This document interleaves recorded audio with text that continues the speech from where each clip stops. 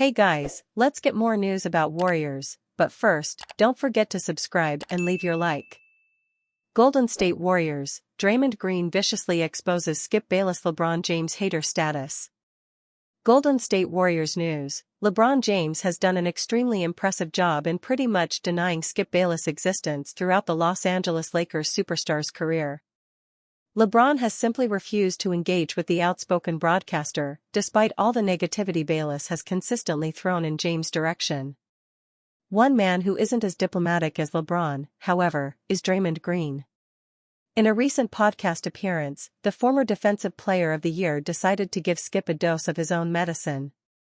Golden State Warriors news: Draymond Green rips Skip Bayless. According to Green, there is no doubt in his mind that the biggest hater outside the NBA is Bayless. The Warriors veteran decided to call out the FS1 host during an interview on Shaquille O'Neal's This Big podcast. Green just couldn't help but take a jab at Bayless' show on FS1, which the four-time All-Star believes is dying. To be fair, Draymond has his own basketball talk show, and it's doing quite well these days.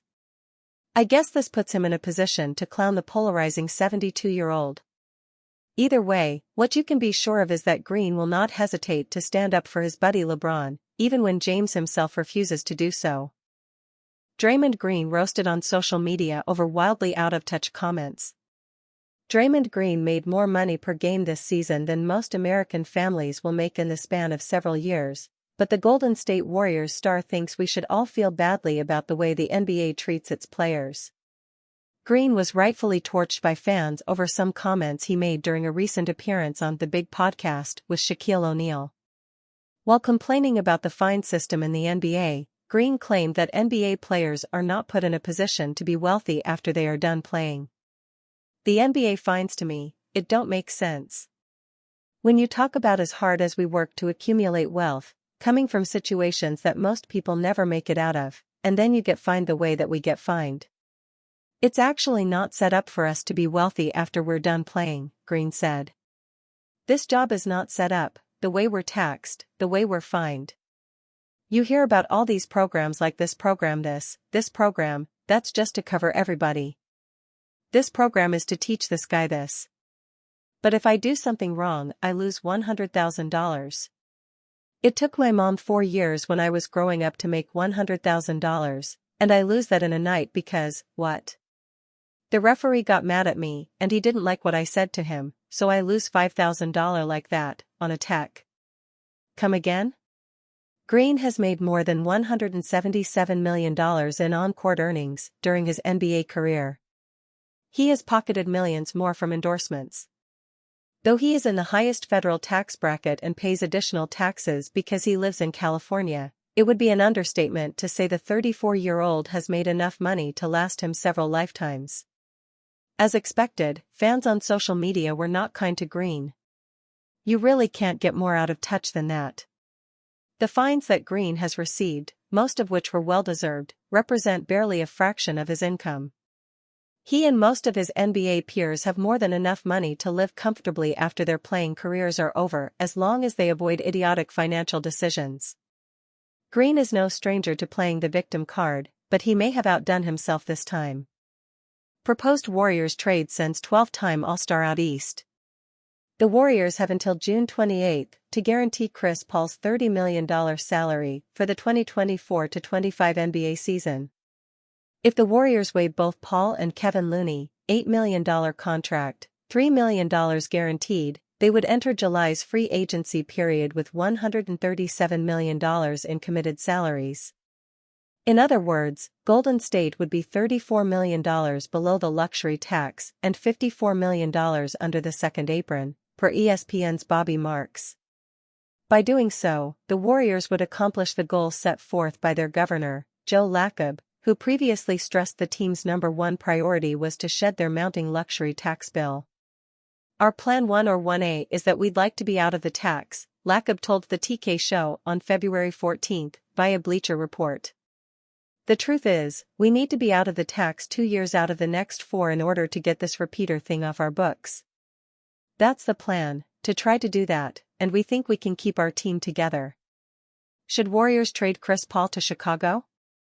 Of course, the Warriors would also have the option of trading Paul to a team that requires veteran point guard leadership. Such a move could allow them to add some assets to shore up Stephen Curry's chances of pursuing his fifth championship. To that end, ESPN's Chris Herring has suggested that Paul would be the perfect addition to a young Bulls team needing leadership. Herring argued Paul could mentor Lonzo Ball, who is set to return to the court after 2 injury-plagued years. He wouldn't be a long-term answer for the Bulls, who have a ton of questions to answer about their roster at large. Among them, will 34-year-old free agent DeMar DeRozan be brought back this summer? How about 22-year-old restricted free agent Patrick Williams? And what about the trade chatter with Zach LaVine? But giving them stability at guard will be a plus for a team that abruptly learned just how much good point guard play matters. Having Paul would make them better, whether it's as a starter or off the bench, Herring wrote on May 28. Ideal Warriors trade targets?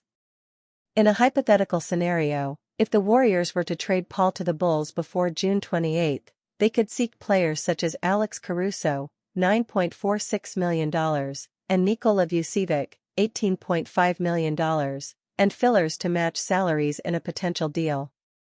The acquisitions of Caruso and Vucevic would solve a ton of the Warriors' problems in the form of an elite perimeter defender and stretch big. In fact, the Warriors called the Bulls ahead of the February 8 trade deadline with hopes of acquiring Caruso. However, they offered Andrew Wiggins to the Bulls, per ESPN's Ramona Shelburne. They, Warriors, were down the road and had very serious conversations about Alex Caruso, about Kelly Olynyk. Teams were calling about Andrew Wiggins, Shelburne reported on ESPN's NBA Today on February 12. He'd, Wiggins, been playing a lot better, and I think when it got down to it, when I'm told, everybody asked for Jonathan Kuminga, and they essentially said, we are never trading Kuminga. He is untouchable. Unless the Warriors pull off a successful trade for Wiggins or Paul in the offseason, their chances of improving the roster for the 2024-25 season are slim. The franchise has limited draft assets and stands to lose Klay Thompson in free agency. And are you a fan? What do you think of Chris Paul's exit? Leave your opinion in the comments.